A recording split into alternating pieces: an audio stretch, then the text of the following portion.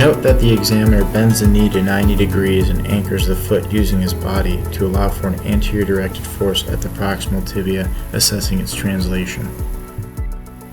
Note that the leg is placed in 20 to 30 degrees of flexion. A pillow may be used to help stabilize the knee during the maneuver.